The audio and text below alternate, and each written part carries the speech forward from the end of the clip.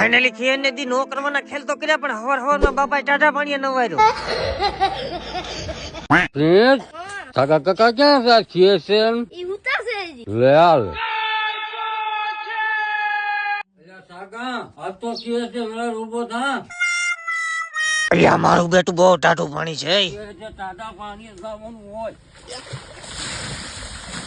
માતાજી સુખી રાખે યાર આ ઘા સહન નથી થતા હવે.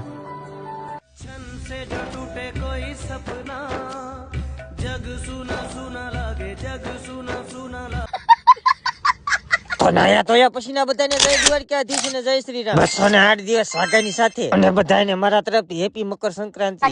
एकदम दिल से कह रहा हूँ. ના તો ના ઈજા ગામમાં નાયા હતી થોડીક ગાવું નીંદ નાખેલી. પતંગ સગાવા પેલા આવું પડ્યું રીલ પવરાવા અને પછી ભાઈ ધવા સાગાએ કરી ધાબા ઉપર એન્ટ્રી. પણ એટલે આને તો મને પેલા કનૈયા બાંધવા બેહદ દીધો.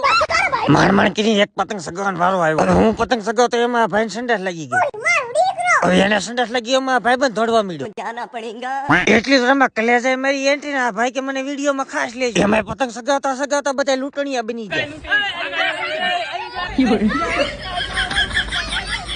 પતંગો સગાવીને લૂંટીને થાક્યા આવી ગઈ સા. એટલે પણ મોટા સાતો પીવા દે પછી જાજે.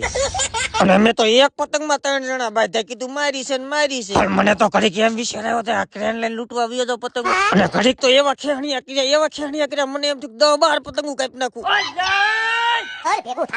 સાંજના 4 વાગે આવી ગયો નાસ્તો અને પતંગો સગાવવામાં આવી ગયા નવા મેમ્બર. આ તો સામે ધાબામાંથી કોક 2 આંગળી ઊંચી કરતું. ના જો ત્યારે ખબર પડી આ તો ભાઈબંધ સુધીશભાઈ ને પ્રિતેશભાઈ છે. અને પછી બનાવ્યો એક પ્રેન્ક વિડીયો. આ જામનગરમાં મકર સંક્રાંતિ છે.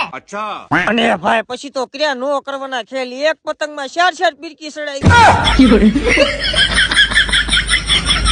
ચાર ફીરકી બાજી છે. બતાવે 4 જોરા બતાવે. જો 1 2 3 ને 4 બોલ બાકાજી કી છે. અને હાથ પડીને તોય મારા બેટા પતંગો વાહે ધોડે. અને વાડી આવીને લેવો એક ખડની ગાંઠ. આ પણ તમે ફોલો કરતા થજો બહુ વજન લાગ્યો.